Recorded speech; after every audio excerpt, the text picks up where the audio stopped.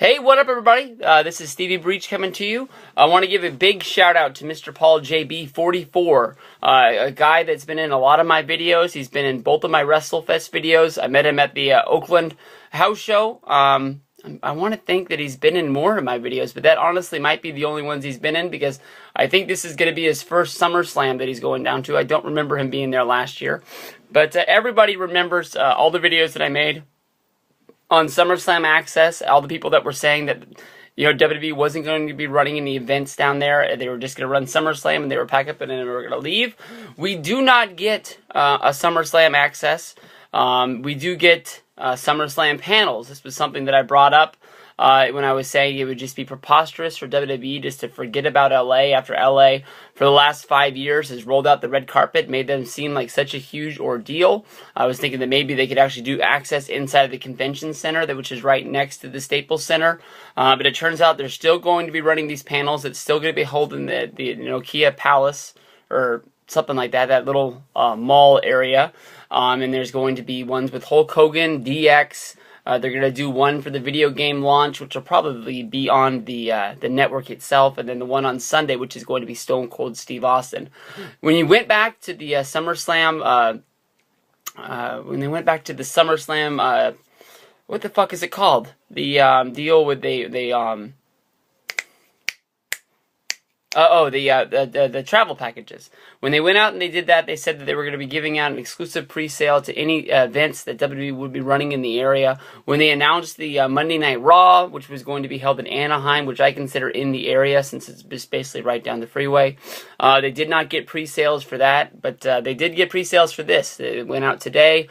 You can honestly go out there and check it out. The pre-sale code is SS Travel, SummerSlam Travel abbreviations, and you can buy tickets for any of those. And I was able to buy a ticket for Stone Cold Steve Austin. He's going to be holding an event on Sunday.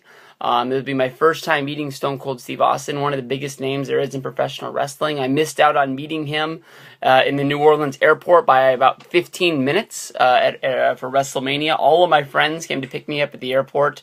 As soon as I come walking out of the secure place, all my friends jumped on me. You can see this in my SummerSlam Click 30, the movie, and being the very beginning part of it. I honestly was very, very, really surprised, and as soon as I did that, Mario shoved his phone in my face, and he said, "Hey, look what I got," and I was like, "You gotta be kidding me. Fuck me." I honestly ran from one end of the airport all the way to the opposite end of the airport without even waiting for my luggage, trying to see if he would still be there waiting for a cab or a limo or anything like that. I wasn't able to meet him. I think that honestly the price is a little too high, $200 to sit through a Q&A session. When I really think about it, I listen to Stone Cold Steve Austin's podcast twice a week. I think it's been going for almost about a year now. I've heard everyone, write into the questions at Stone Cold Steve Austin, and I think I've heard him answer just about any question there is in the world. I've heard this guy. I gave him number 3, I believe, on my top 5 wrestling podcasts. Just because of how much I really like the show and I'd like to hear him talk about himself. I think I've heard almost everything there is about his career that there is to be asked. So honestly, the Q&A session, which I believe is going to last 90 minutes to me, is a little bit long, and just something that I didn't really need. They're going to be giving you a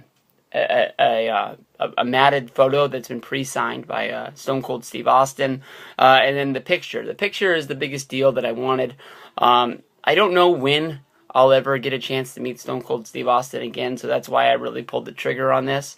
But Austin, he's not Triple H, he's not Hulk Hogan, but he is one of the biggest names there is in professional wrestling. If I had to name a number 3 favorite wrestler easily, it would be Austin. And it's going to be an honor to meet him. Really cool, really, really cool. I got to send big props.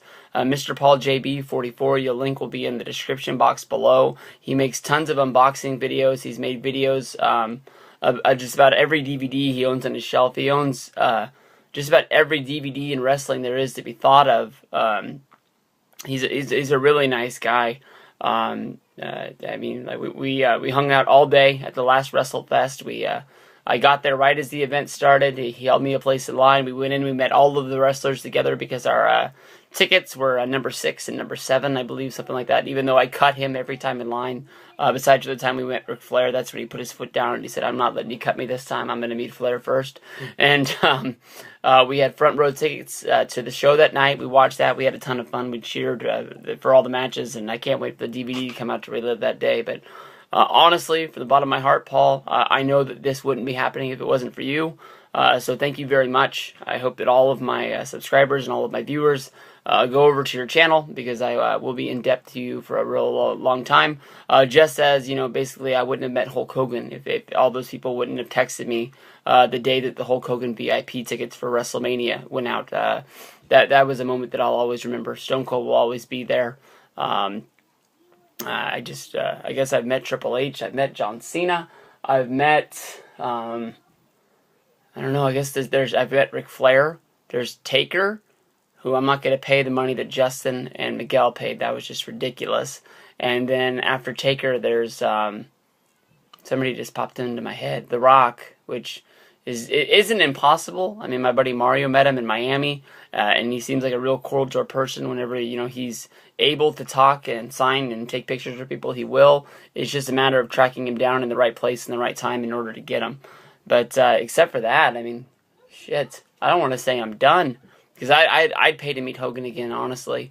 I'd meet Hulk Hogan every chance I can get, just to spend that 1 minute with him and just talk with him. He seems like a real cool dude. He's watched 2 of my YouTube videos, and he's commented to me on Twitter about them. So I will always be in depth to Hulk Hogan and flexing the guns. But I think I've gone on a little bit too long. Hopefully you guys go over and check out those travel packages. Or not travel packages.